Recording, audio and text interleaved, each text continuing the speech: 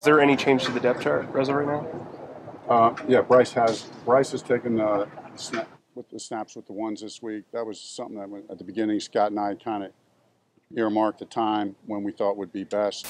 Today was a monumental day for the Carolina Panthers in their offseason program, getting ready for the season, as Bryce Young has officially been inserted into the starting lineup to take first team reps with the offense and 11 on 11 drills. This is a beautiful day. This is a time and moment that we have been waiting for, and we're going to talk about all kind of things in this video with other Panthers news, but we want to dive in a little bit deeper to what Frank Reich said about the reason for the timing of why Bryce Young was inserted as the starter right now and what that means going forward from here on out for the rest of the season, going into training camp, going into the regular season game. We got all that and more in this edition of Panthers News Today.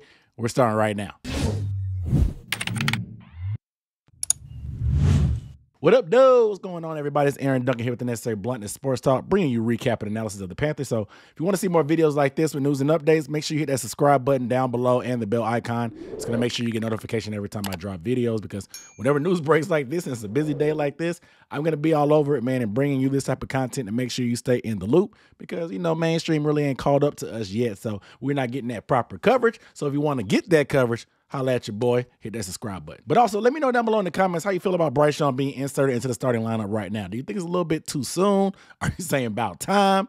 Or are you just feeling like, all right, cool, just it is what it is? Like, let me know how you feel down below in the comments about Bryce. But the first bit of news we got to get into is a little bit more concerning. We talked about cornerback depth that we had earlier, but today was announced that Jaycee Horn will be held out of the rest of OTAs and minicamp, as he was seen in a walking boot because he tweaked his foot or ankle in his own training just last weekend. You may be panicking, and I'll give you a couple seconds to panic. I'll sit back and wait. All right, now that you got the panic out the way, let's talk about it, because Jaycee Horn, yes, he does have a history of being injured, and this foot and ankle injury is different from the one that he broke in that non-contact injury during his rookie year. We all know about the wrist that he broke last year when he was having a pretty solid year with that friendly fire contact with Jeremy Chin. And after that, Panthers fans are just sick and tired of JC. Some of them are. I've seen allegations of wanting to trade him. I see allegations of wanting to cut him.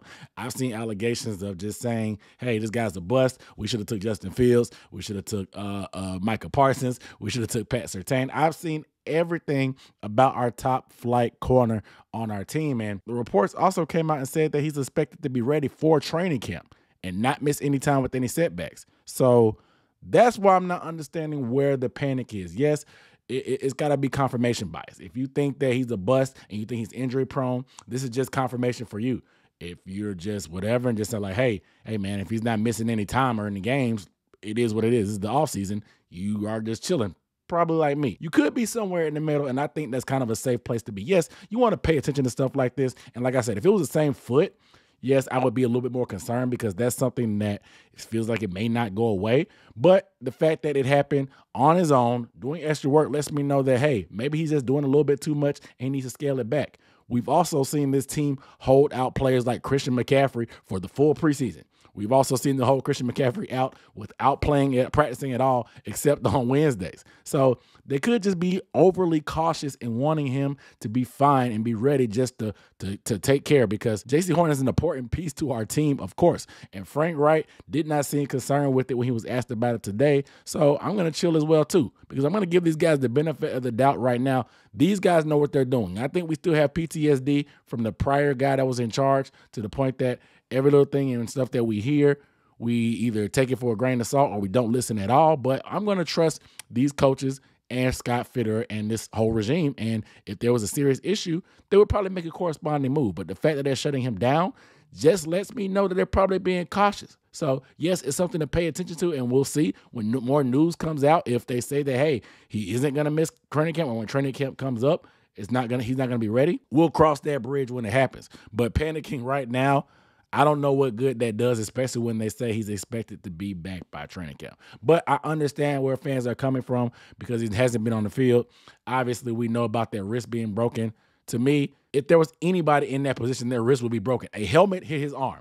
He just happened to be that guy there, and Jeremy Chin just happened to be the helmet hitting him. Anybody's bone could be broken. These are all broken bones. So when their bones are just broken, that's a lot better than just ligaments. It's one thing if these injuries are affecting his gameplay, and when he comes back from these injuries, he's losing a step, or he's not as good, or as physical, or he's timid when he comes out there. That's not the case. You know what I'm saying? These are just injuries that are popping up that are unlucky. So I'm really going to be patient with Jaycee Horn. Like I said, there's no reason in freaking out right now because what are we going to do? He's going to be back. And if they're serious enough for a move to be made, this regime has been aggressive enough that they're going to make moves. So I'm going to sit back and chill, and I'm not really going to panic. Are you panicking about JC? I want to know how you feel down below in the comments. On a scale of 1 to 10, with 10 being the highest, as far as panic, are you panicking about JC? Give me a scale. Let me know down below in the comments. But back to Bryce Young, because like I said, he's back in the first team with the starting lineup, and reports came out earlier today that he threw a nice deep pass and a bomb to Terrace Marshall Jr., who snagged over 3 defenders. And he also threw a deep bomb down the sideline to DJ Chark that wasn't really their first read. DJ Chark had an interview after practice because he's been slowly coming back from his ankle surgery that he had this offseason. And he said that, hey, I wasn't the first read on the route, but Bryce kind of gave me a chance, laid the ball out there, and I went and got it. We talked about on my film breakdown, if you missed that, I'll link it up, that DJ Chark can go get that deep ball. He's tall, he has that speed, and we're seeing it pay dividends already. He even talked about him and Jared Goff struggling with their chemistry a little bit on the deep ball, but it's good to see him and Bryce actually starting off early. When you hear the receiver saying stuff like that about their chemistry going deep, I'm getting excited about that, especially in Bryce's first day being in the starting lineup, and everything seems to be going according to plan. You know what I'm saying? Like DJ Chark even talked about what the step up means, and he had this to say about Bryce. Very much in control, and I can tell you now that he has the respect of everyone in that locker room, and he hasn't done anything to lose that respect. He only continues to gain it. So, you know, we here for him. Everybody here is here for him, and we believe he can take us to some really high places. Earn the respect of the locker room. Yep. The smallest man in the locker room has earned the respect already, been inserted into the starting lineup, putting the franchise on his shoulders. Bryce Young is taking all the steps and doing everything that we need him to do at this point. Obviously, we haven't put pads on, but reports have been nothing but positive. Yes, it's the offseason, so everything's going to be positive. But to hear his teammates saying that he's already got the respect the same day that he stepped into the starting lineup, that's music to my ears, man. And we may finally have our guy that we've been searching for ever since we lost Cam Newton a couple years ago. But Coach Frank Reich said that this was just a part of the plan for them the whole time. They let Bryce know last week, going on this week of practice, that he would be inserted into the starting lineup just recently. He said it doesn't mean anything for what they're going to do for the regular season, but how many times do you see a rookie quarterback get elevated but pulled back? I think that's bad for confidence. So they wouldn't have made that move to make him QB1 if they didn't have any intentions on him staying there. So I expect this to be more of the same going forward for Bryce. And like I said, they have a plan in place. This is amazing to hear. They actually have a plan of how they want to bring him along. They're giving him a lot of information to process, but he's doing it. He's a football junkie, guys. Like, all he talks about is study, study, study. They say, what are you doing in your free time? Study. And like, this dude is just a football junkie. He loves ball. He wants to get better. He's hungry. He wants to be our savior, and we definitely need a savior at quarterback for this franchise. So I love everything I'm hearing about Bryce. You guys let me know how you feel about Bryce. Like I said, I asked you already, but the reports are glaring. Let me know if you buying this and you drinking that Bryce Young Kool-Aid. So speaking of Bryce Young and the Kool-Aid and stuff like that, I told you guys about my whole jersey conundrum where I was in the pre-order for a draft weekend to get a Bryce Young jersey, and it was saying September and October as an estimated date. But I heard about this backdoor thing where you just pay an extra $40 and get a custom jersey and just put Bryce's name and number on there. You can get it faster. I did that hack, and that custom jersey was sent out by Fanatics right away. Of course, I told you guys to I was going to cancel my pre-order, but they must have watched my video because, of course, just my luck, they went ahead and shipped my Bryce Young pre-ordered jersey. So at this point, I'm just waiting on my jerseys to arrive. Someone is at the front door.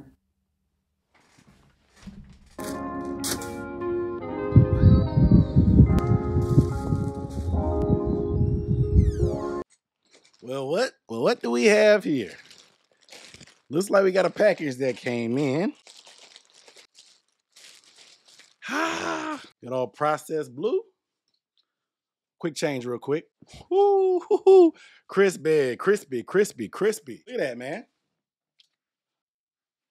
It finally came. I'm so excited. Bryce Young jersey shipped. I was talking all that trash about it, but this is my custom jersey. It came. It's processed blue. You can definitely tell it's a different blue. Looks a lot different. I mean, it's a little bit more light here now on the camera, but you can definitely tell it's processed blue. Looks a little bit better than some of my other jerseys, of course. I got one more coming in the mail just because, like I said, they ended up shipping both of them on my pre-order. It looks like my pre-order will be here soon as well. So who knows? I may end up having to do a giveaway, or I may just say one for a signature. Who knows? Regardless, it did ship. I told you guys about the custom thing. Like I said, it still came out before the pre-order, but the pre-order will be here in a few days. So it is what it is. I'm happy with my Bryce Young jersey. I'm kept the Kool-Aid cooler or the Kool-Aid pitcher, or whatever you want to call it. I'm sipping the Bryce Young Kool-Aid, man. So it is what it is. I can't wait to get this signed and rock this jersey on game day, man. The season is going to be here before you know it. This is way better than getting a jersey in September or October, for sure. All right, so last but not least, we have big news coming out. Some big Panthers history has been made as Brian Burns has switched to the number 0. He is the first number 0 in franchise history. As you may or may not know, the NFL has finally they made a rule now that passed that allows players, certain players, to be able to wear the number 0. And the fact that we changed from a 4-3 to a 3-4, and Brian Burns plays outside linebacker, he's eligible to wear a 0.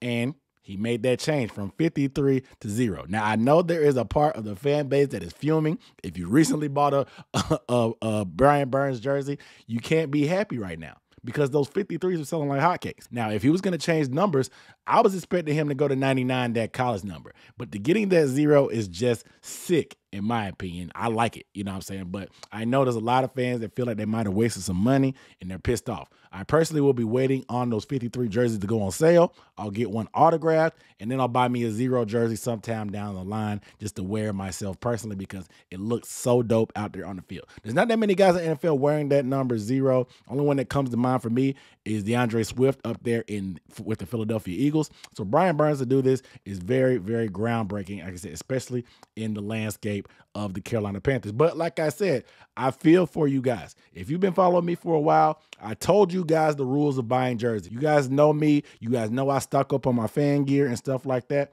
There are rules you have to follow. Listen, take notes. Whatever you got to do, put it in your Palm Pilot, put it in your Notes app on your iPhone, put it on your iPad, your tablet.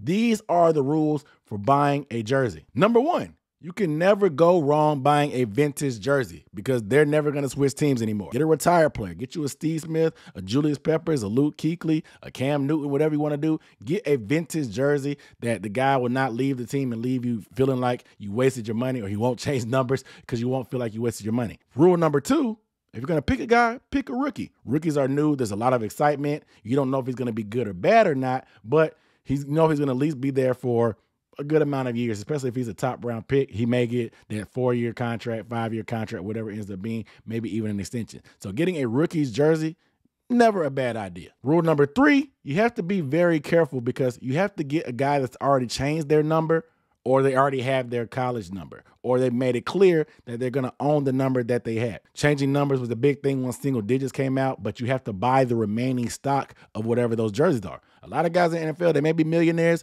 but they're cheap. They're not trying to buy all that stock of what's in the NFL shop or whatever it's going to be in order to change numbers. That's why you always got to get a guy that's already changed. That way you know that number is safe and you won't fall victim of the Brian Burns changing from number 53 to number 0. And last but not least, choose a guy that just signed an extension or has at least 2 years left on his contract, because it could be a dangerous game if one of your favorite players that you buy a jersey of gets cut because he was a bubble type of guy, or he's a vet that might have been a good player somewhere else that end up changing teams, but he's only here on a prove-it deal. He's not going to be here long term. I know there's a lot of fans out here that probably have Jared Allen jerseys that played when he played for the Panthers. He was only here for a year trying to make that Super Bowl run. It just didn't make sense to pay money for a Jared Allen jersey. But if you're a fan of him, if you like it, I love it. I'm not going to shame you for it. But getting a guy that has plenty of time on his contract, it could be a good thing and it can help you out a lot, but it still won't make you safe, because I bought a DJ Moore jersey and I definitely bought multiple Christian McCaffrey jerseys.